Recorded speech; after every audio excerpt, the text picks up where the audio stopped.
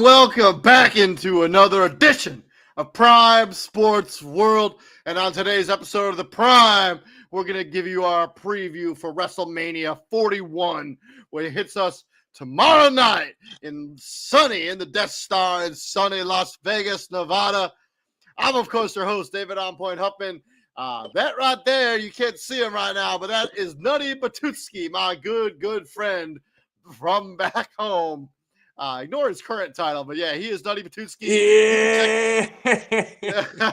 You can check him out on all of the most social media platforms, Facebook, YouTube. He is a funny guy. He does some really good stuff, and he is my boy. What's up, brother? Let's talk some wrestling. Are you excited? Yes, sir. Yes, I am. Am I able to get my camera on? Yeah, I mean, you should be able to. Because you right. had it earlier. I think I got my cam off. Oh, don't know why that was off, but oh shit. Hang on. I think I need to. Try not to swear too much, though. We are on YouTube. We may get demonetized. Oh, okay. Sorry about that, sir. There could be some swear. I don't think it matters all that much. Who cares? I don't know why I have the cam on, but I can't currently see you. It's currently just in black. Yeah. Okay. But yeah, here's what we're gonna do today. We're going to give the camera. We're going to do preview and predictions for every single match in WrestleMania 41. We are also going to talk a little bit about the build for every single match. Just if you like what we're doing here at Prime Sports World, please like, share, and subscribe to the podcast. So we do a lot of different stuff here at Prime Sports World. We cover the UFL, the NFL, the NBA, college football, college basketball, and of course, we cover wrestling. Look for that WrestleMania recap show also to come hit the books on Monday. So you don't want to miss any of that content as we keep slinging it out here at Prime Sports World. But yeah, without further ado, just real quick before we get into each individual match, what are you most excited for this particular version of WrestleMania? There you go. There's the beautiful man. Stunning. Yeah, Stunning. Yeah. Let's go. Thank you. I got my Easter eggs. We're gonna get the hunt going on tomorrow. All right. Show, and what I'm most excited for is to see all of our group of friends together as one, celebrating this very rare event once a year. Maybe some may not think it's that rare, but I do. It's a beautiful thing. WrestleMania is just getting bigger and bigger every year. I won't be surprised if one day it's a four-day event. I don't think that's gonna happen. I can see I mean, we got SummerSlam coming up, but it's what I'm looking most forward to is that triple threat, man. That extra favor. I unfortunately didn't see SmackDown tonight, so I'm fine with spoilers. I know I'm fine with spoilers. But I do know that Randy Orton issued an open challenge at Mania, so Orton's gonna get his match. We'll talk about when we get to it. Let's start with night one, and let's start with the World Heavyweight Champion. We have Gunther, the final boss. Well, not the final boss, but Gunther, the champion, going against the Royal Rumble winner in Jey Uso. So like the build, when we talk about just the build for this particular match, I think it started out because there was so much time in between the Royal Rumble and Mania. Like they kind of had to fill this feud with a lot of filler stuff that I wasn't really the biggest fan of. Like whatever was going on with Austin Theory and Grayson Waller, and then whatever they were doing with Gunther at the same time. But I think over the last couple weeks that this feud is really heated up. When they added Jimmy Uso into the mix, I know a lot of people complained early on in this feud with Jey Uso, like, oh, he's not really deserving of this moment. He just has this really over the top entrance. And I can't wait to see what his entrance is like at Mania tomorrow, man. It's going to be awesome. Yeah. But I have enjoyed the build to this match, especially over the last 3 or 4 weeks. Like, I think they've really turned up the volume here a little bit. Yeah. Jey Uso's promo, the last one that I heard when he was mentioning, you talk to your family, right, Gunter? You talk to your mom. You tell him. I had to tell him, like, that whole promo, man. He just brought it right back in the limelight again, because he kind of was losing it for a while, but I don't know, whatever the I almost said the chemical, whatever the I'm trying to find the words there. Whatever he said, it just all brought my attention back, and I know all the fans just what he said. What was that last line that he left them with? I mean, so I can't remember off the top of my head, but this, you know what I'm talking about. The build of this match over the last 3 weeks has been outstanding. So I mean, as a build, I think it's got to be on a scale of 5. I was going 1 to 10 as a scale. I think the build's got to be a 7. Let's talk about the actual match. Who comes out of here victorious? Jay, you gotta come on. I mean, it's Yeet season, baby. Other than that, let's go. What are we getting? I mean, come on. We're definitely getting Jay. If he doesn't, all credibility is lost, and this is all he's ever going to be known for. I agree. I think if it's now or never, and if he fumbles this, then I mean, this might actually hurt Gunter too. If you think about it, because the groans this is his moment. Like, I know it's hard because you get all these. We got a women's Royal Rumble, but I mean, Jay, he was the chosen one. Yeah, I think Jey Uso wins as well. I think, like, if you're gonna make Jey Uso, like, if you're gonna try to see if he's like a top-notch player in WWE, which obviously they think he is because they let him win the Royal Rumble, I think you pull the trigger. If he sinks, if he rises up, he rises up. Because there's been a lot of questions about, like, his ability to be a main eventer. Basically, the whole time he's been a single star.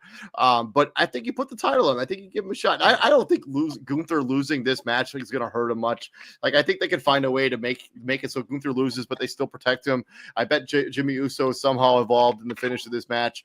I think Gunther is also. I think there's like a. I would be shocked if Goldberg returns on Monday, and I think Gunther and Goldberg. Whoa, yeah, that is a pretty good thing, because if they're going to pull the trigger on that, Goldberg's not getting any younger, man. And I think Gunther and Goldberg as a feud I think that's a better feud without the title involved, because I just don't want Goldberg in any title picture. And I think Gunther Goldberg, that's going to happen. I think. Yeah. Sure. Oh my God. But those promos between them would fire, 100%. Man. Let's swing into the second match here on the card. It's Jade Cargill versus Naomi. This feud is based on the fact that Jade Cargill got thrown. Do I have it set up that way?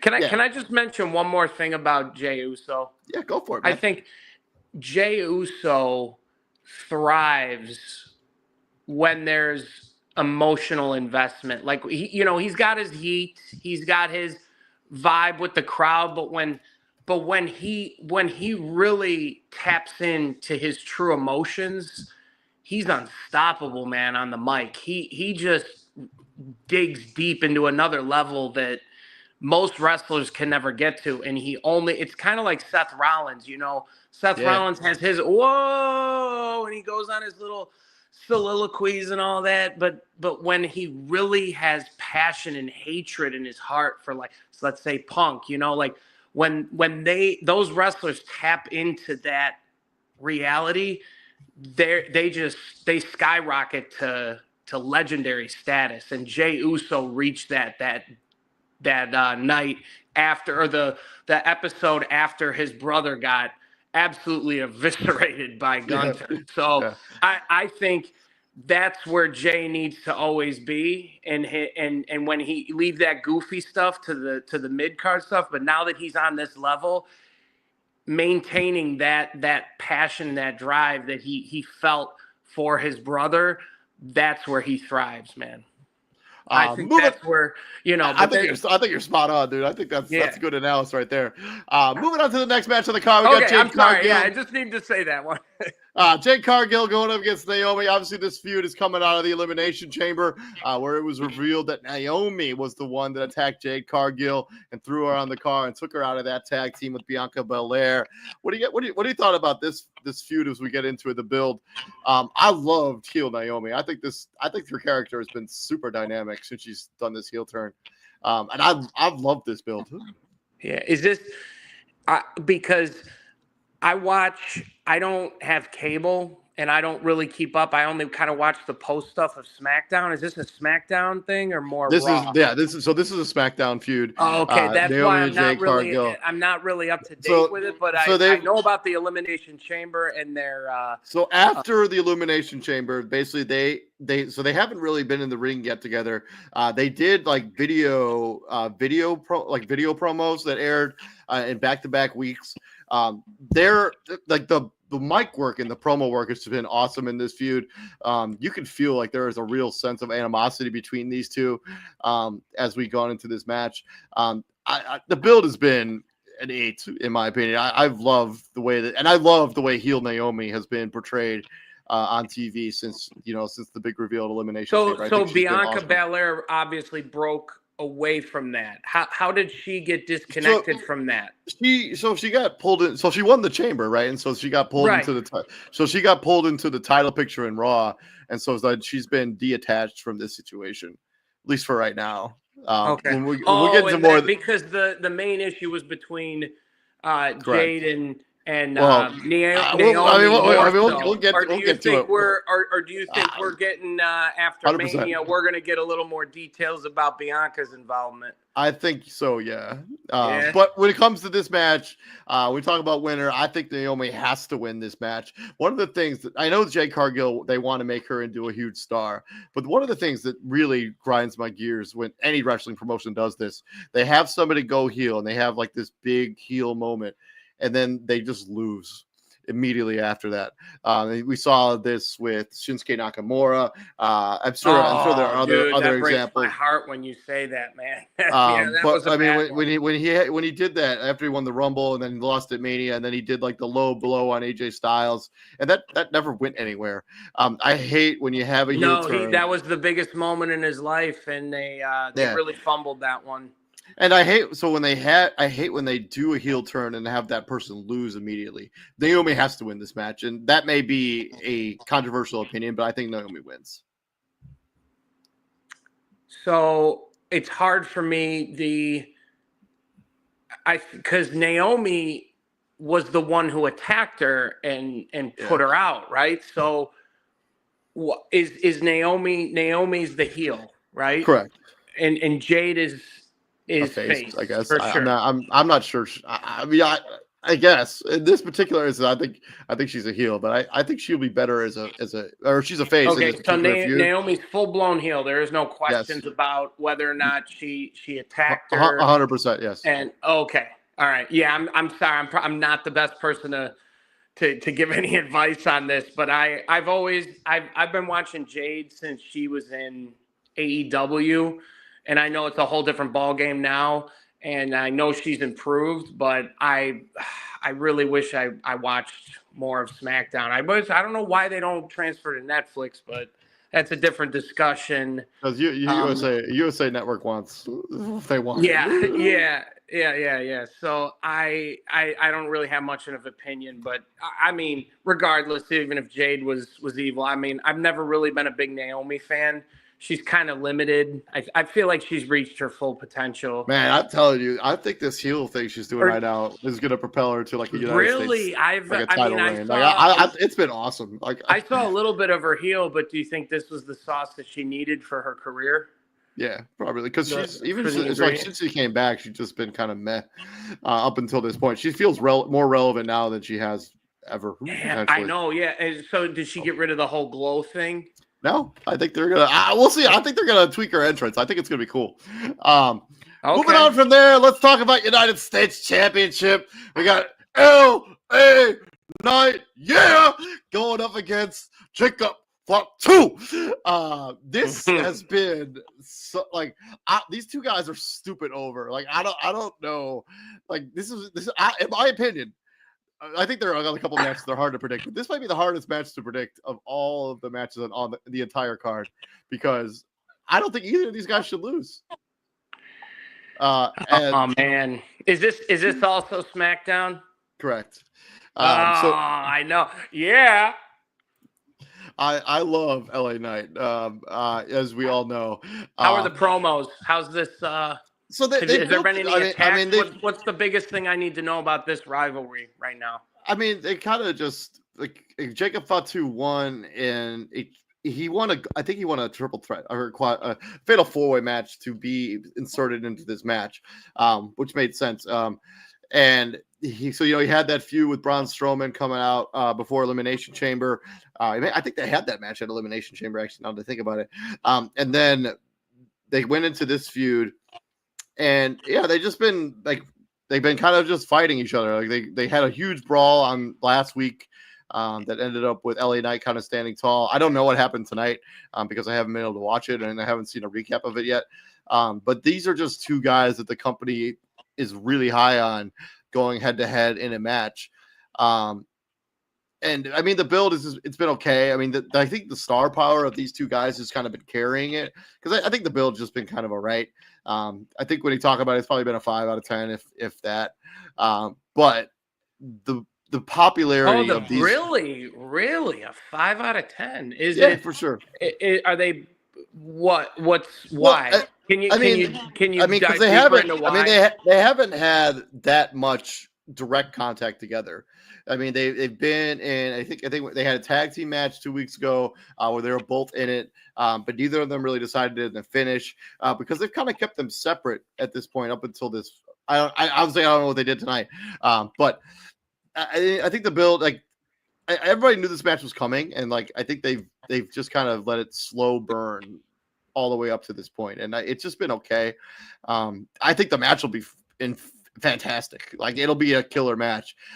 With that being said, LA Knight just kind of won this title off of Shinsuke Nakamura less than a month ago.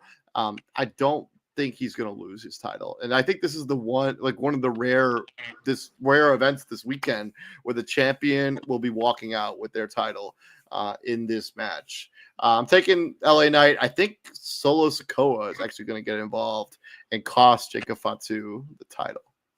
Ooh, okay, yeah, I've heard because I think I've been so behind with the bloodline. Are they still going strong?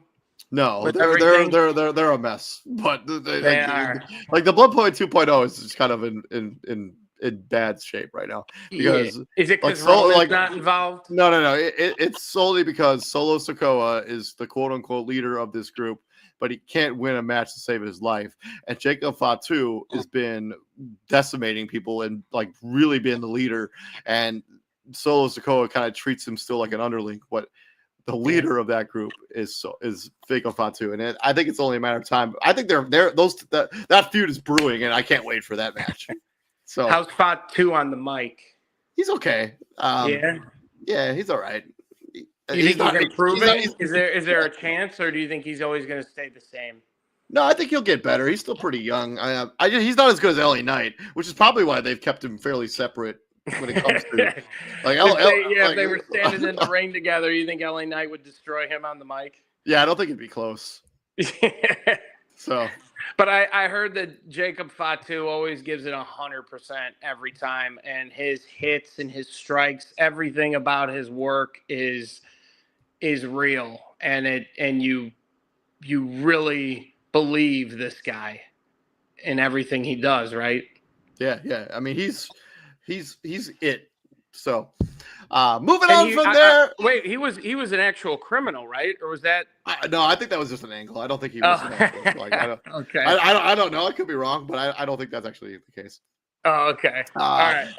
The World Tag Team Championship match. We got the War Raiders going up against the evil version of the New Day and the Booty-Ons. I'm actually wearing a New Day shirt right now. I love me some New Day, and but I will say this, like, WWE has done such a poor job of capitalizing on the heel turn of the New Day. Like they go heel, they turn on Big E, and then they just kind of flounder for like a month, 2 months, 3 months if it's been. I don't even know how long it's been. Yeah, exactly. And then all of a sudden they just go up to the War Raiders and they're just like, we want a title shot, and they were just given a title shot. The build for this match has been a 1. Yeah, or two, well, or a 2. It's not. I mean, and the War Raiders, the war team division, dude. The tag both for the man. means I nothing, totally agree. man. I totally agree with you on that. It's like, where did like the tag team division now and all brands of the WWE actually mean less than the cruiserweight title did back then. Like I don't know. I know that was an orange, but it's like I think you could easily rejuvenate this with like the right champion. I think the New Day will be the right champion. They're gonna win this match. Do you think Penta and Phoenix, we're gonna see a reuniting moment I think, Mania? I think they're gonna be the new tag team. I don't think it'll happen at Mania. I don't think it'll happen division again. I do not think it'll happen at Mania, but because I think they want to try them as solo stars, and then if that doesn't work, I think they'll put them together as a tag team later. I almost feel like the reason that those two guys left AEW is because they were not given the opportunity to really be solo stars, and I think that's what they want. Not at all. They were totally not everyone else. I mean, not to mention that Rey Fenix couldn't stay healthy to save his life. I mean, but in the WWE, they're not going to let him do the stupid shit that they did back then. In the breaking their arms, doing all these spots, Triple H isn't going to allow that. But I think they can honestly change the whole tag team division and put in brand new interest in it, give them a solid run, and strike while the iron's hot. And they could actually, just like the New Day did back in 2015. Remember how hot they were? Yeah. We were all about the Bootios. And that was really kind of the last tag team group that changed everything. That's not true. I mean, the Usos were fantastic. I really like. You're right. The work the Bludgeon Brothers did make Eric. The Bludgeon Brothers, get out! I love the Bludgeon Brothers. Let Luke Harper rest in peace. Biased towards all that. I will give you Bray Wyatt was good, but all the other guys. I loved the Bludgeon Brothers. I loved them, dude. Loved them. I really enjoyed Braun Strowman and Ricochet as a tag team for a little while, Yeah, I mean they did have a moment, but the DIY. I really like the Motor City Machine Guns. I do like the Street Profits. See, I'm behind, man. I don't know much about the Motor City Machine Guns and what they are they brand new, or have they been around the wrestling scene for? Yeah, they were on Indies for a real long time. They had the tag team titles on SmackDown for a little hot minute. I don't remember. It wasn't that long. Anyways, they're awesome. Is it Brian Shelley and their names? It doesn't matter right now. But the New Day have to win this match. They have to bring relevancy back to the tag team division. The New Day have to win this match. I would also be super interested in that title coronation match on Monday if Big E's involved, because I think it will happen. Okay, cool. From there, we got Rey Mysterio versus El Grande Americano, and the worst kept secret in all of wrestling. The build for this match has just been kind of like WWE had to scale it way back because people were like really offended by the stuff they were doing at the beginning of it. Yeah. I know what you mean. I don't have to go any further. So they scaled it back. This build has just been okay. I don't love the El Grande Americano angle. I think it's been kind of stupid. It's not for me personally. It's just not for me. It's been done many times. This is like a 3 out of 10. Conquistadors. Remember the Conquistadors? Yeah, this is like a 3 out of 10 for me. Yeah, for the build. When it comes to the match, I got Rey Mysterio winning this. I think he's a legend. I think El Grande Americano they're eventually going to do a mass versus mass match, maybe at SummerSlam. But I think Rey Mysterio gets this. He's also the oldest person at Mania this year, Rey Mysterio. Wow, that's really saying something. He's 50 years old. Yeah, Rey Mysterio is kind of like the new Undertaker, taking on that elderly role. I mean, if you think about it, the longevity. Rey Mysterio is eternal, dude. Like there will never be, there's never existed a world where Rey Mysterio wasn't wrestling, and there will never exist a world where Rey Mysterio isn't wrestling. Like he's just gonna wrestle forever. And like the day Rey Mysterio can't wrestle anymore is the way the quantum will just collapse around us, and the world will stop to existing. Because he doesn't age. No, dude, he doesn't. He ages less than Tom Cruise. Yeah, 100%. It's insane, and he's still. I mean, I know his guts popping out a little bit. Oh, I mean, are all of ours? I think Nutty Batuski froze up a little bit. We're gonna lose him. Dave, I think I lost you there. You're gonna have to jump back in real quick. Get you back to the stage now. Yeah, Rey Mysterio's got to win this match. I think this is often caused by an unstable internet connection. Yeah, it's actually boy, it's actually what Pride Sports World is presented by. It's either me or you, Huffy Poo Poo. It's probably me. My internet is not good here, or it could be you. I don't know. Were you disconnected too? No, it's on your end. It's not me. Oh shit. Okay, I put it on data roaming, whatever. I don't care. Okay. But yeah, when Rey Mysterio, yeah, he's got to win this match. And I think that his longevity is insane. But what were you saying when I got cut off? I was just saying, you were saying his belly showing a little bit. I was like, aren't all of ours? I know, but then I was saying I wanted to go unless you're Andy Collins or Brian. But no, you got to admit that Rey Mysterio's longevity is comparable to the Undertaker's stage and totally agree. Rey Mysterio's career. To the WWE beautiful Women's Championship match. We got Tiffany Stratton going against Royal Rumble winner Charlotte Flair. And the build for this particular match has been literally all over the place. These two women they do not seem to like each other at all or care for each other at all. And they don't seem to enjoy working with one another. And you can feel that through the television. Oh yeah, because there feels like there is some definite animosity between these two stars, and the build for me has been a 5. Who do you think is causing that? Do you think it's Charlotte? Well, I think it's because of Tiffany Stratton's inexperience. Because she's she was kind of carried a little bit by Nia Jax, and then once she was made to kind of fully be the face of, because I also think she's better as a heel than she is a face, and because of the Charlotte Flair character, she's kind of forced into a role that I don't think she fits well, and I don't think her character. I just don't think her character works as a face.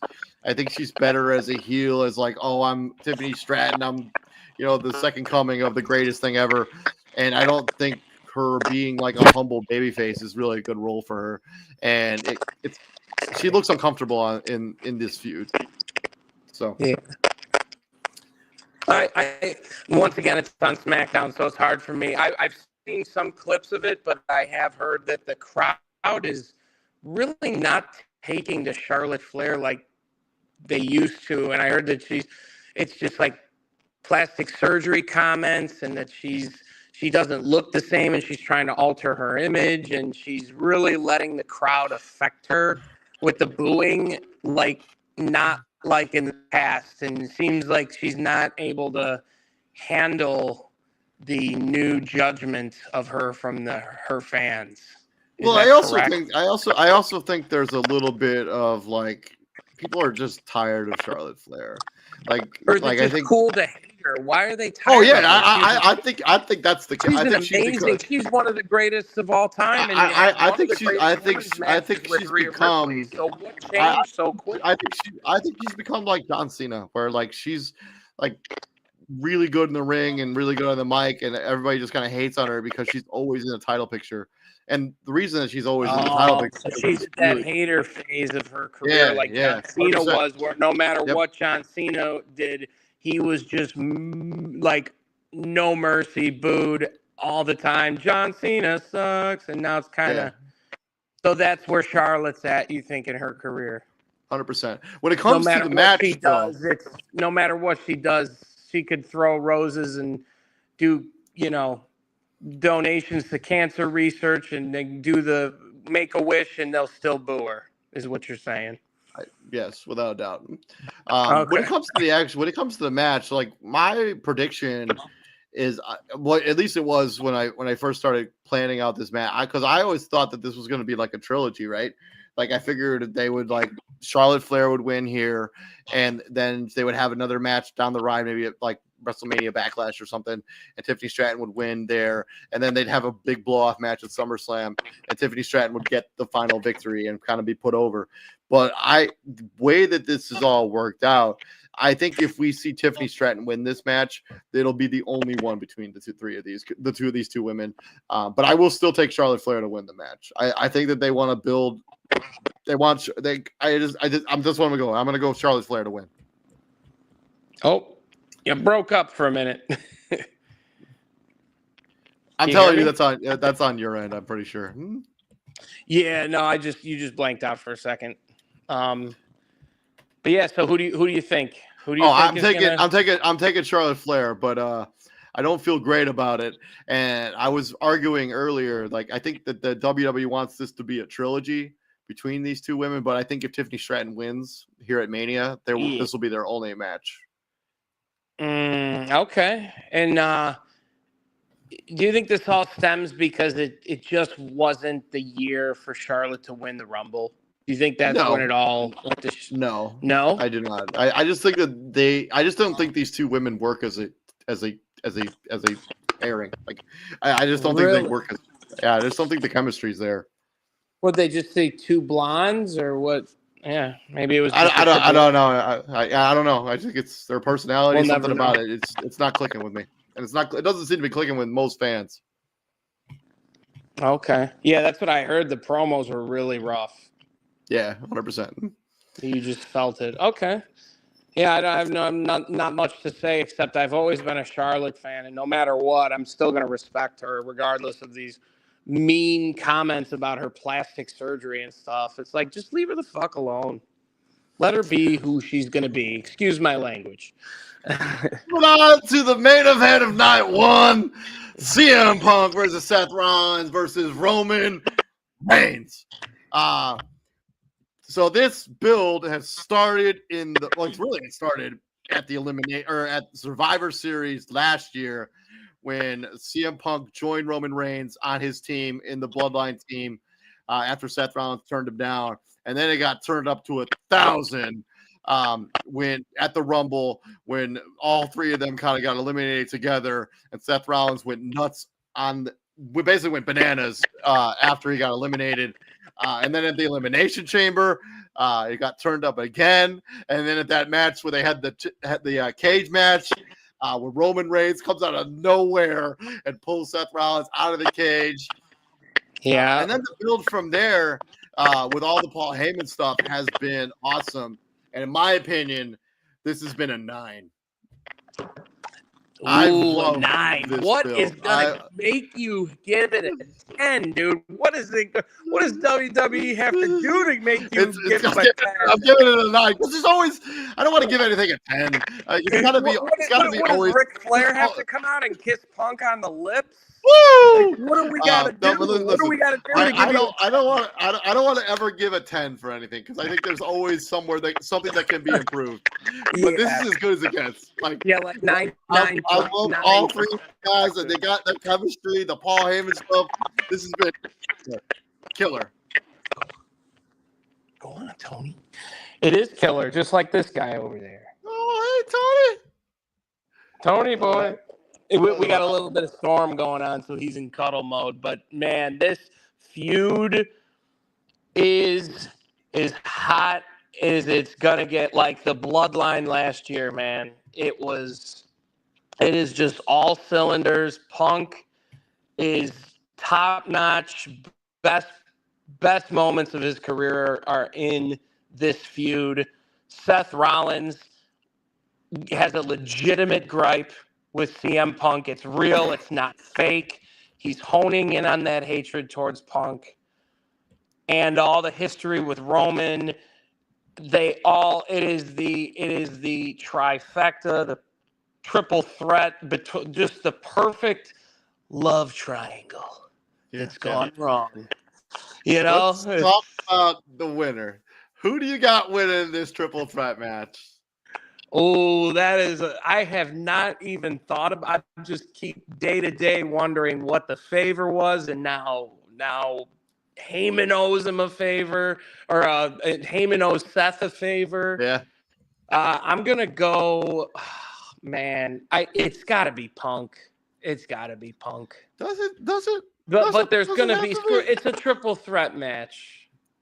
I'm going Seth Rollins. I think Seth Rollins is all three of these guys are like. Oh, I'm taking that Paul? Yes, I do think so. I do. I think Paul Heyman ends up becoming. You think that Paul and Seth were messing around with them both? And I think that Seth Rollins ends up becoming a Paul Heyman guy for a little bit, because in my opinion, I think Seth Rollins is the most interesting result out of the three of these guys. And no disrespect to Roman Reigns, but he may be the least interesting. Like, if Roman Reigns wins, I'm just like, all right, whatever. But CM Punk, I mean, I could go either way on CM Punk or Seth Rollins, but I think because CM Punk and Roman Reigns feel like they're on another level than Seth Rollins. Like, they feel like they're just a step above him, right? But if Seth Rollins were to win this match, that's no longer the case. Like, he's already, you can make the argument, maybe he's a step above those two guys. And if they have Paul Heyman on his side for a little while, this build has been awesome. I'm going Seth Rollins in a mini upset. And I do realize that it would be a really, little bit inflating to have CM Punk spent all this time to finally get his main event match and then to lose. But I think the Seth Rollins win, I think he's the most interesting result of all three of those guys. And that's why I'm going with it. I never thought of it like that. Yeah. But at the same time, I'm Chicago raised. Chicago, Southwest suburbs. I'm going with Punk. Ride or die. Grew up in Lockport, went to Lockport High School. My sister knows his sister and all that, and it's just a beautiful. I get it. I get it. I'm gonna ride or die with CM Punk regardless of his intentions. That's my reasoning. That's my reasoning. Seth with his nasally bull voice. I was going to say something else, but Seth was his nasally. Yeah, I can only handle so much of this. I love it. I mean, you remember that story I told you?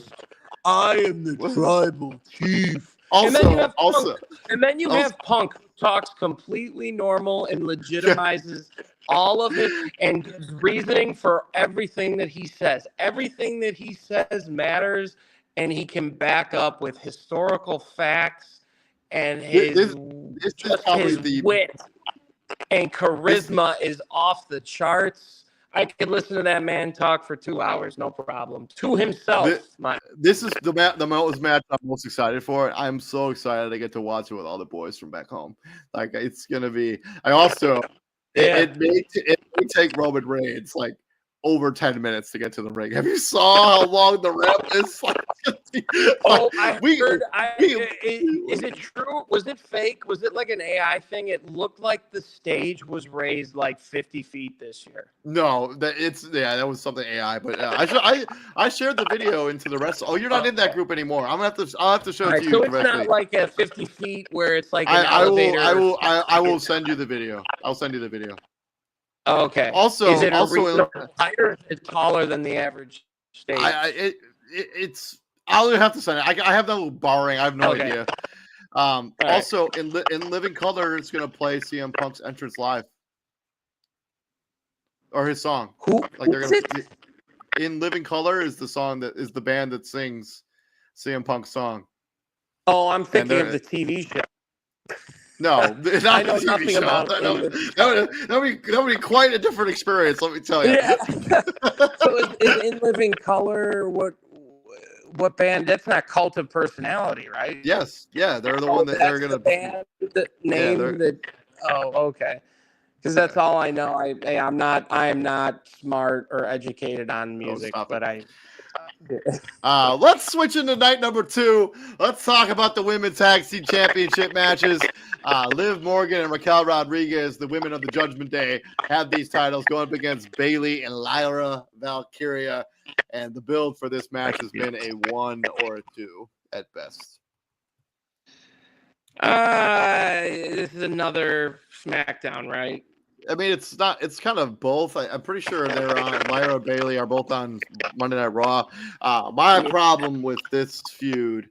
So Liv Morgan, when they won the titles off Naomi and Bianca, like that match was incredible, and it felt like the tag team titles, these women's versions, were finally going to be super relevant again, and that just isn't the case. Like Bayley and Lyra Valkyria won a gauntlet match, and now they're in this match. They're not really a tag team. This is it, what they've done with the women's tag team championships has been trash.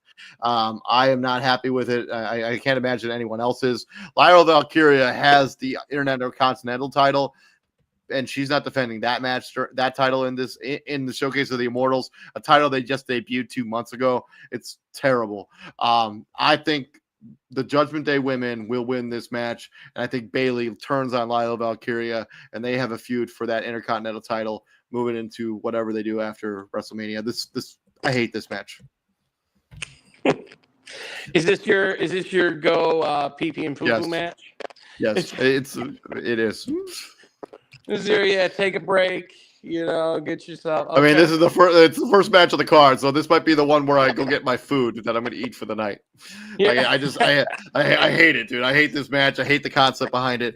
I think they could have done so much more. It feels like a disservice to Liv Morgan, especially Liv Morgan, who's been on fire this year and has really kind of changed the narrative about her in the last year or so. And for her to be in this position at Mania is embarrassing. Yeah, with all of the hype and she's worked so hard to get to where she's at, and for her not to be in a title spot, a singles title. I'm not even upset that she's not in like a singles title spot, but what they've done with these tag team titles has been borderline embarrassing. Okay. And that's all I got to say about it. Yeah, I'm not. I don't know anything about it. I heard there's an Intercontinental women's title now too. There is, yeah. Lyra Valkyria has it. So there's no defending of that championship. Then they're not. Okay. The United States one's not on this card either. So I heard Lyra's really good. I'm not as she's awesome. Yeah, she's really good. Was she in NXT or did she go straight up to? No, she was on NXT for a while. Her finisher's called the Nightwing. It's really cool. Okay. So moving on to Logan Paul versus AJ Styles, the phenomenal one. The build for this match, this is also, I'm pretty sure I can't remember what brand this is on anymore. But because AJ Styles has kind of hopped around since he's returned at the Rumble. But I think the injection into Karrion Kross into this feud.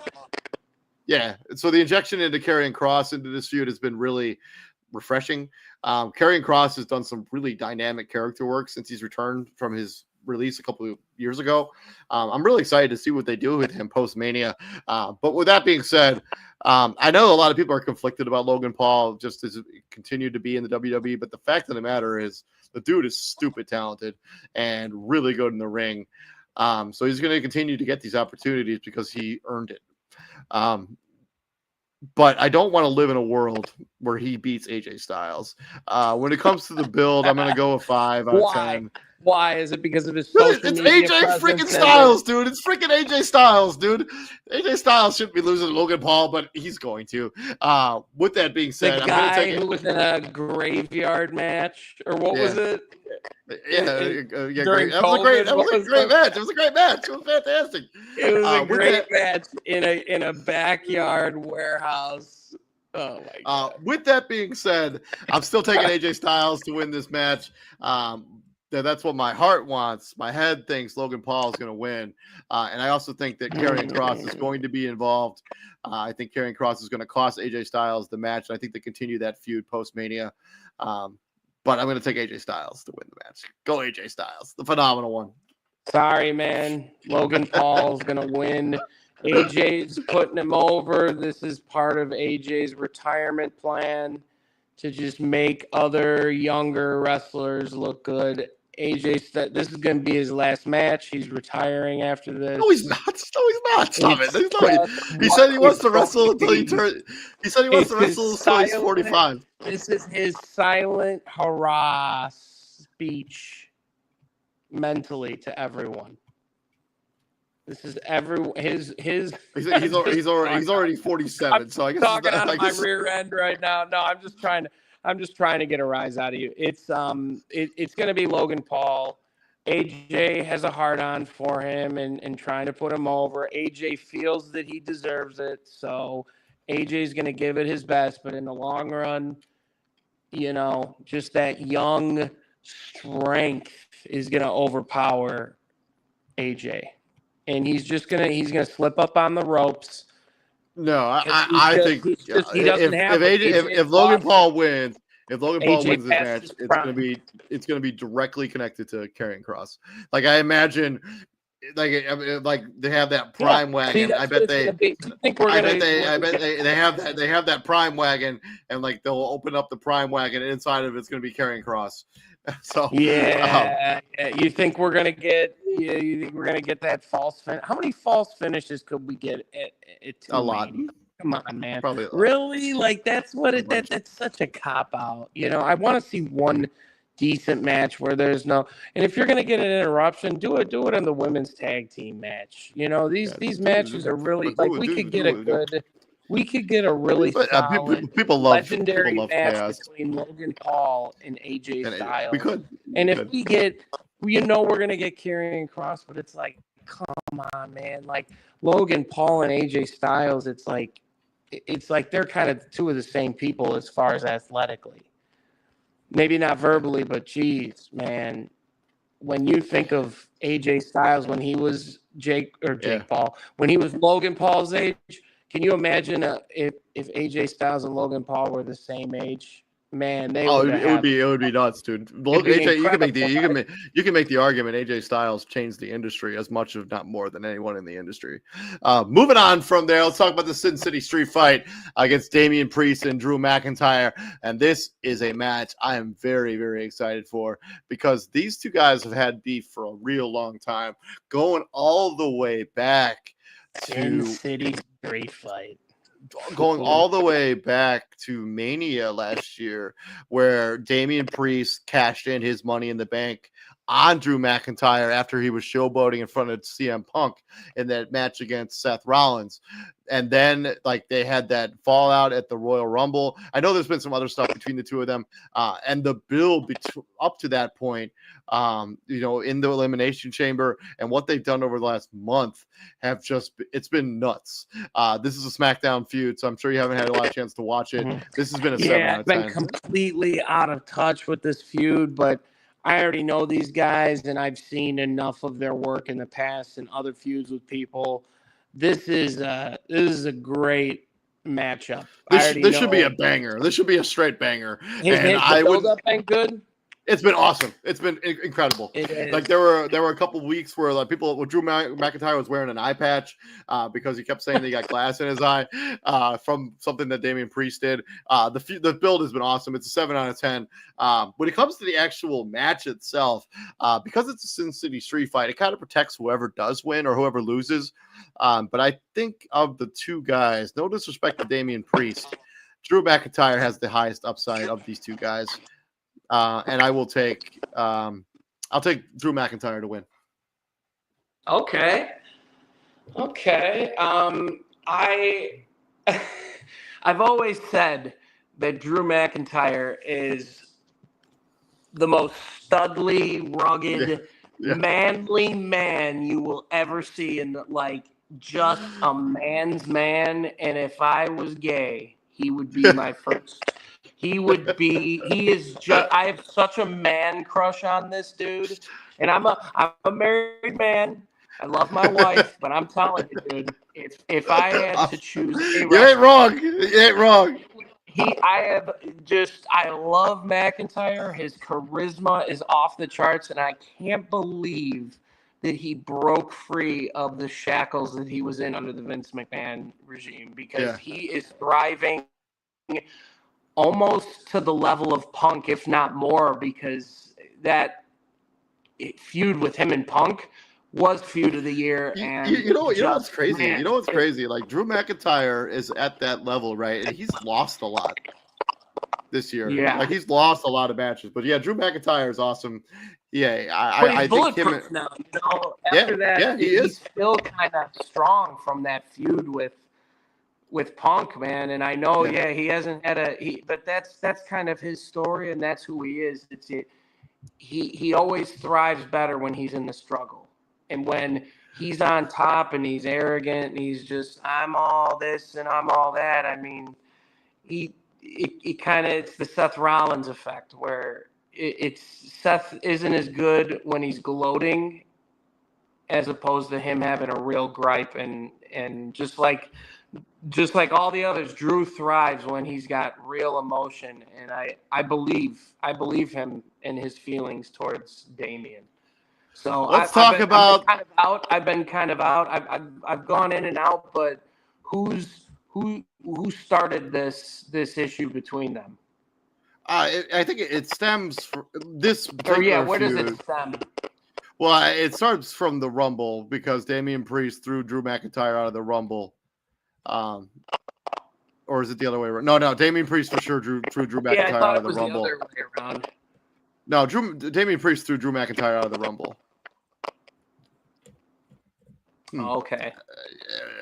I you know what? But it also stems from WrestleMania last year.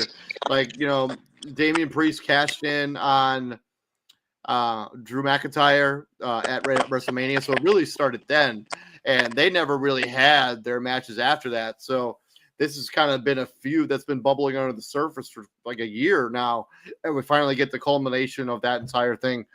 This has been an awesome build. It's a 7 out of 10, and Drew McIntyre should win. Yeah. To the WWE Women's World Championship between the champion Io Sky, Bianca Belair, and Rhea Ripley. This is a very simple match that WWE made very, very complicated. I think easily, I don't understand why they made this so complicated. Like, they had Bianca Belair be the special guest for FTV for like a title match a couple weeks ago, and then that stemmed into chaos. With that being said, this match will be fantastic. The build is probably closer to a 6 than it is a 7. Because they just didn't need to make it so convoluted and complicated. Like, they easily could have just had these three just brawl every week, and then like really feel the animosity. But I'm excited. I can't wait for this match. Like, this, of all the women's matches on this card, this one should be the best by far. Yeah, I agree, and this is one that I have been keeping up with, and I just, maybe it's because there's 2 triple threat matches. You know, if it was the only triple threat match, I'd probably have more interest in it. It's just that Io Sky is amazing in her own rights, but if you're looking at them on the street and you see Rhea Ripley and Bianca Belair and Io Sky facing off in a real fist fight, who are you going to think is going to win? You know what I mean? It's like Braun Strowman against Rey Mysterio. It does feel like she's been inserted into this feud to protect whoever loses between Bianca Belair and Rhea Ripley, because they don't want either of those two guys to take a pin. So they put Io Sky to be the person who loses this match, as opposed to the other two. And that's unfortunate because Io Sky No, she hasn't. Io has never lost to Rhea, and I've been keeping up with them both since they've been in NXT. And They definitely flourish there, and I'm okay with this dynamic. But what about this feels forced? There's something about it that feels forced, and I can't pinpoint. Yeah, I don't know. It's the same thing. It's the same way with me. I feel like there's an element of this that's forced, and I just don't exactly know what it is. When it comes to the actual match, I have Bianca Belair walking out of here with the title, and I have her going heel. I have her somehow being involved in attacking Naomi, or attacking Jade Cargill. I think Naomi gets involved, and it turns out the two of them were in cahoots the entire time. Bianca Belair wins the title. And you know why? Do you know why you're thinking that? Because subconsciously you don't realize it, but you're watching her. And Bianca Belair she's got the black makeup. She's always wearing black attire. And it's like kind of that, not so much mourning, but I feel like she's putting on all the black attire to put on that persona of evil, you know? You get what I'm saying? Have you noticed that? I don't think. Yeah. And when is he ever? I'm not sure. I'm not sure. That's. You don't think that's a little foreshadowing? Yeah, maybe, but it has nothing to do with that. I didn't really. Into her dark side of how, hey, I can get dark too, and I can show you what I'm made of. And I also think that like she would like the Judgment Day was wearing the colors that they were wearing at the time, so they were wearing darker attire. I think Bianca Belair, she's a really good face, but I think her seeing what she can do as a heel would be interesting. I think she was somehow involved in the Jade Cargill attack. I think we're going to find out even more about that. Either whatever show that's on.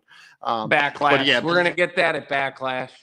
But we have been noticing a lot more impatient behavior and aggression from Bianca. Yep. More so, smacking the mic, like the pie face thing, all that. She is putting on way more aggression than I've ever seen, and she's not doing that happy skip jump to the ring as much as she used to. So she's losing the smile on her face very, very, very day by day, slowly, but we're kind of easing into it, but I don't know if this is just her trying to keep up with the level of hatred that she's got for these two. But it seems like a cluster F, if I may. And as much as I'm looking forward to it, it's just maybe it's just the fact that there's also another triple threat situation, and maybe like the women's situation. Like anything you can do, I can do better than a man type of thing. So like that's how it feels, because the feud between them two, or between the guys triple threat and the women's, the guys happened a little bit more naturally, it feels like, and that was before all this, right? Yep. Weren't we building towards the triple threat with the guys way before the women? Oh yeah, not close. I mean, we've been building towards this triple threat since the Survivor Series, really. So. Yeah, and when did the women's triple threat appear? Because I've been watching. Io Sky won the title on the Monday Night Raw after the Elimination Chamber, and so at that point you knew it was going to be a triple threat. So it's been a month. Yeah. Whatever. So. The Intercontinental Championship match. We got a fatal. Wait, hang on. Who do you think is going to win? Bianca? Bianca. Yep, Bianca. Oh, okay. Hey, I got to go with my girl Ripley. Sorry. Moving on. All good. To the Intercontinental Championship match. Braun Baker, Finn Balor, Dominic Mysterio, and Braun Baker. Penta. Say that again. Braun Breaker. I swear to God, you said Braun Baker. I may have. But yeah, this is the build of this feud. I mean, it's been interesting enough. Braun Breaker, that spear he gave to Carlito 2 weeks ago was just like incredible. And this feels the best attached spear to of all time. Yeah. This feels like it's going to be attached to the decimation of the Judgment Day whenever that does happen next year or this year. Penta has been interesting since he came over to the company, and Braun Breaker is a future main eventer. Braun Breaker is the next Cena as far as beastly longevity, man. And he's just only going to get better on the mic and insanely stronger. I'm sorry, I interrupted. Go ahead. It's okay. When you talk about the build, yeah, I mean, like all four of these pieces have kind of fought for the Intercontinental title at different times. They've all kind of cost each other opportunities. I think the four guys in this match are really interesting individually. The build has probably been a 6-ish. It kind of feels like we had nothing else to do for these four guys, and so let's all put them in a match together.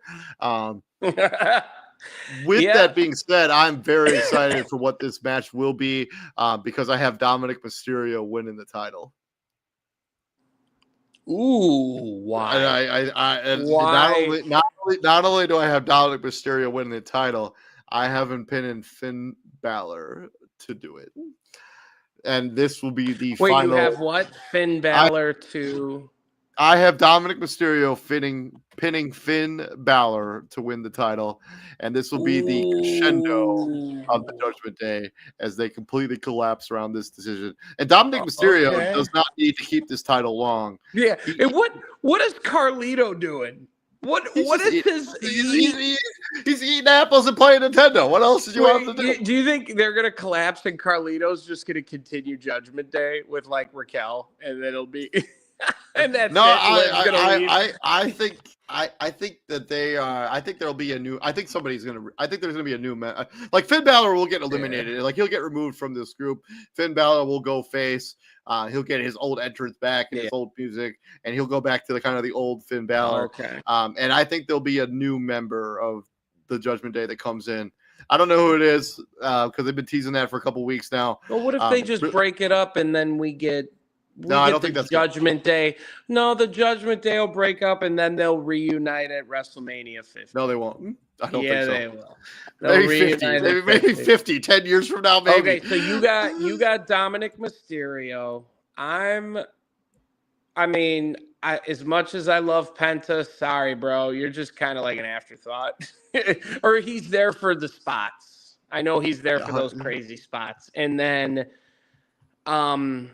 Braun Breaker doesn't need to win. He's already bulletproof. He's got it all. Nobody's going to care if he loses because they'll do it in a way that and I think he's got a lot of input on creative given the history between him and his family and his what do you call it, the men that paved the way for him. And I think he's got a lot of say in his how he looks, and I don't think they're going to make Braun Breaker look bad. Do you? You think they're going to? No, I think he will be about to win, and then Dominic Mysterio does some shenanigans and wins. So if you had to pick a second person, who would? Because you know what? If I had to pick a second person, if it wasn't going to be Mysterio, it's Braun Breaker's going to retain. Okay, so do you think? I think I'm going to go with your call because once Finn got added to this, it's obvious what this is all about. It really is. It's obvious it's about the demise of the Judgment Day. Yeah, because why else would you two guys? So now they have the best odds for one of them to win. What's one of them going to lay down? They're going to decimate the other two, and one of them is going to lay down and let one pin the other. No. So, but I do think there'll be some of that dynamic in this match because. Especially because Finn Balor is going to expect Dominic Mysterio to be like, "Hey." So let's have fun with this. Let's say Finn Balor wins. What does that look like for the future? You think that's the same? It's the same as Dominic Mysterio. Okay.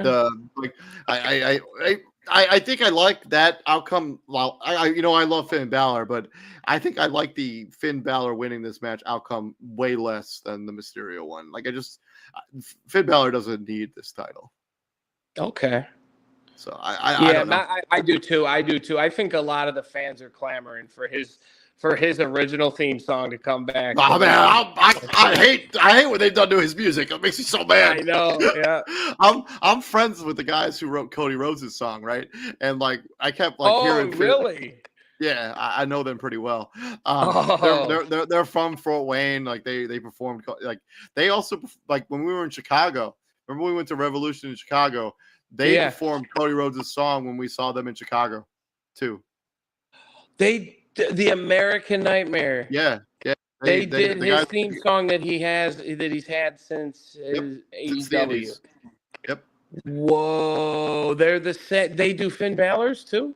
No. I texted them. I said I want them to redo Finn Balor's song. Like I hate. Like I was just kidding. Like, okay. I thought I was like, oh my god, they also did Finn Balor's. No, but the music that Zack Ryder uses in the Indies, they also wrote that song too. That's awesome, man. That's so crazy. I think they're going to be at Mania on Sunday. I just texted them like a couple hours ago. I don't know. What are the odds of that, man? You're just like, yeah, we're gonna write a little quick something for him. Turns out it's like the biggest. So the backstory is real quick before we get into it. Like we'll just move on to the next match after this one. So they've been writing wrestling tunes for like kind of a while. So they wrote the Miz's like real original song. And then they did a lot of work for Zack Ryder and Matt Cardona when he was in the indie circuit. And basically Cody Rhodes went to them while he like right after he left WWE. He's like, hey, I'm looking for a new song. Like I'll give you guys a crack at this. He liked it so much. He basically promised them that he would take that song everywhere he went. He would never change it. That's awesome, man. And the crazy thing is, those four guys, they all have like blue collar jobs. Like one of them's like an assistant principal of a high school. One of them works at like a factory. And then like on the side, they write these incredible wrestling intros. Like, so. And I bet you that keeps them grounded too. Yeah. Not getting caught up in the limelight and all the fans getting crazy on them. They can live a normal life. Yeah, I'm pretty sure I sent you that song, like because I wrote a whole article. You did. You sent me the article. It's been a long time. Yeah, refresh my memory. I don't know what's going on with my brain, man. But you did. I do remember you telling me all that, and I forgot that you're really good friends with them, and that's great. Well, have you been in touch with them? Have you seen them? We stay in touch. So when at the Rumble, they couldn't make it to the Rumble, so I recorded Cody's entire entrance and then I sent it to them as well. Because like the pop at the Rumble for Cody's song was crazy. Like it was nuts, dude. It was really that loud, man. Yeah, it was so loud there, dude. People this man was at the Rumble. Yeah, they know that they watch my show enough. Let's talk about the last match because this has already been over an hour. I thought it'd be 30 minutes. I still haven't eaten dinner. Who cares? Who cares? Undisputed WWE Championship. Cody Rhodes, champion, going up against now heel John Cena. And I'm aware and I'm extremely aware that people have not enjoyed this build. It's felt very samey every week. But I have never lived in a world where I thought, there's a lot of people who complain about it. But I've never lived in a world where I thought John Cena was going to go heel. The Rock showed up to SmackDown tonight and changed all that? I don't think so. You don't think so? I think it would have been all over social media if The Rock was at SmackDown. I don't think so. You would have okay. All right. I didn't know you checked the socials. I haven't checked. A little bit. Anyways, with that being said, the build, like the back and forth, I kind of thought they would involve The Rock more during this build towards the match. The fact that they haven't mentioned him makes me super concerned that he's not going to be there on Sunday, but I think he will be. I think the build has been an 8 out of 10. I've actually really enjoyed the Cody Rhodes, John Cena feud and the promos and just the work between these two guys. Cause I think they have really good chemistry together. And I feel Cody Rhodes does feel a lot like John Cena 2.0, like that next guard. This is an 8 out of 10 for me. I've loved this build. I've loved everything we've done, the mystique around it. So I agree. And I think that there were more plans to have The Rock involved and this is the new regime. So I think he, just like last year, if the fans react in a certain way and there's outcry for certain things, I think there was more plans for The Rock to get involved. And when they found out, and when he found out there wasn't a big clamoring for him, and it was kind of awkward. Travis Scott, he messed the whole thing up. He really messed up Cody Rhodes, and I think he backed off, and they have just been. And also, this is what, three weeks past when we were supposed to get our payoff. So I think they're just trying a little too hard. But what I really believe is that Cody Rhodes The Rock is going to show up. Something's going to happen. 100%. Something really crazy is going to happen. And whether or not the ring gets elevated with a forklift like Brock Lesnar did, some crazy thing that we have no idea what we're about to witness. And I think we're gonna. I also John think Cena. So John Cena's potential last match. This or probably it's going in. I don't know. Whatever. It's whatever. For sure not his last match. Something huge is going to happen because the Cena. And what do you think the huge thing is going to happen? What are we not seeing here? This is what I clearly obvious. I think John Cena is winning the match. That's period. I don't think you can this is going to go to Survivor Series, SummerSlam. Hold on. Okay, so, I'm sorry. I just get excited. Because I just don't think you can turn the greatest babyface of all time heel and then have him lose immediately. I think the result of this match is pretty cut and dry. I don't think there's a lot of questions about who's going to win this match. I think the real question is how we get to that finish.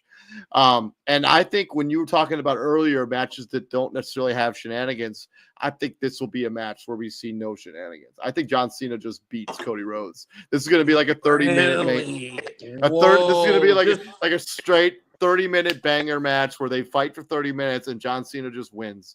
He's just better than Cody Rhodes. It's going to be a banger. It's not going to be like throwing his little kid son over the lap and spanking him and showing him. This is going to be an absolute brawl. This is going to be a brawl, and both of them are going to be neck and neck, and John Cena just has a slight edge and he wins this match. I think what becomes more interesting is the aftermath. Because I do think The Rock comes out. I think The Rock and John Cena. After the match. After the match. And I think that they start to beat up Cody Rhodes. I think Travis Scott's also there just for the lulls. And as it looks real dire, because as we have WrestleMania about to go off the air with your ultimate babyface getting beat up, I think the glass shatters. Stone Cold Steve Austin comes out. He beats up John Cena and The Rock and chases him away. Get out of here! I'm telling you, it's gonna happen. There's been reports already that Stone Cold is gonna do that. Because he's not gonna wrestle ever. I don't think he wrestles again. But I think I still think to this day that Undertaker spot last year was supposed to be for Stone Cold, and he just couldn't make it for whatever reason, or he was just unavailable. I do too. They just kind of threw the Undertaker there because he's the biggest name. Yeah, Undertaker didn't make any sense at all. No, but I think Stone Cold and the pay-per-view will end with Stone Cold and Cody Rhodes in the ring together. Now, wait a minute, Huffman. Do you remember Brock Lesnar's last match? Was it against Cody? It was. And what is the one thing that Brock Lesnar did with Cody that he never did with any other wrestler? Shook his hand. Yes. I don't necessarily even hate that. That would be crazy. What craziness would that? Because he already showed Cody. What if they both come out? I respect you, Cody. You actually never gave up and you fought hard. I respect you. I'll shake your hand. And what I think we're getting Brock Lesnar coming out there to save Cody, and we are going to see the pop of the century for just merely the fact, with all the allegations against Brock Lesnar, I think he's cleared. I think whatever's going on in the courts or whoever's trying to slander him, I think, and I'm just guessing, I don't even know what the hell's going on with Brock Lesnar in his life, but I knew there were some pretty serious allegations against him. I think whatever's going on, it's cleared up, and this is one of the greatest secrets that WWE has kept. And honestly, I like that too. Stone Cold will get a big pop, but how insane would that, when you hear that song play for Brock Lesnar? I would also, I think it'd be crazy if we got both of them. Like if we had Stone Cold come out and maybe he's still a little bit under, he gets the stunner out and he gets overwhelmed by John Cena, and then we hear Brock Lesnar's music. It'd be really similar to what dude, what I got AEW, chills all over. What AEW did when they brought Daniel Bryan and Adam Cole together. They brought those two guys at the same pay-per-view, only they were split by a few minutes. Mm-hmm. And that pop for both those guys was absolutely insane. We're also missing one huge piece of the puzzle, because this still hasn't been explained how serious of a statement that was from The Rock. I want your soul. Yeah. What the heck does that mean? That's so he's basically taking on the role of the devil. That's about as highly evil as you boss, get. Baby. Come on. What gets more evil than that? I want your soul. So what exactly does I want your soul mean, and how severe does it mean? Exactly what it is, was that just something that The Rock said to hopefully land and stick some way, and then they're like, yeah, maybe that was a bad idea. Maybe we should just abandon that whole line and just act like it never happened. I don't think so, because you don't think so? So you think we're gonna find out just how severe I want your soul is at the end of that match? Probably. Okay. And do you think it's more than just Travis Scott, or do we think that was Travis Scott just a random guy thrown in there? It was a random guy, but I think for the lulz he'll be back. I think that there could be other people that he comes with. The Rock could come with other people.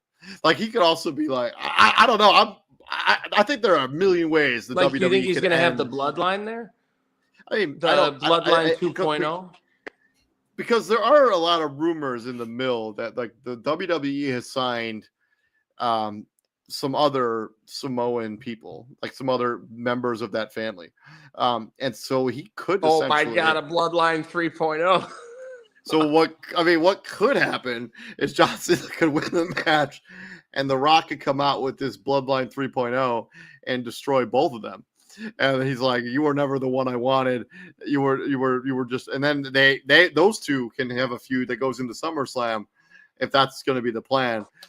There are so many ways that WWE could go with the end of WrestleMania Night 2, and I am here for all of it. Yeah, but as long as John Cena wins, I had off the day after. But was it on Easter? Easter, has this ever happened in the history of WrestleMania? No, it's also the longest build in between the Rumble and the Mania ever. Why is that? Did they ever say? Is it because of some sporting events or something? I'm not sure. I don't know for sure. I don't think so. Did March Madness go overboard or something into the other? March Madness has been over for 2 weeks, so I don't have an answer to that question. But we'll see what happens with WrestleMania 41. We'll be back here on Monday giving you our full recap. Wait a minute, you didn't even ask me who I thought would win. Who do you got winning? I like turtles. Oh, I bet you do. I love turtles too. No, I'm joking. I honestly think that you're right. Cena. It's got to be Cena. Cody's going to still be bulletproof, and that's 100%. It. But yeah, WrestleMania 41 preview. Thank you very much for joining us here at Prime Sports World. Please like, share, and subscribe to the podcast. I'm David On Point Huffman. Right there is Mr. Nutty Batuski. And Mr. Batuski, What do we do here at Prime Sports World? I didn't tell you what you're supposed to do. We're supposed to say, but we bring the hate here at Prime Sports World. We'll be back here on Monday. We love you. We'll be back here on Monday. Y'all have a good weekend. Stay safe. And brother, I will see you tomorrow at 5:00 in the evening. Get ready to feast. I'm ready, brother. I'm ready. Here's a quick message from our sponsor, the Huddle Sports Network. Y'all have a good weekend and stay safe out there. Peace out, brother.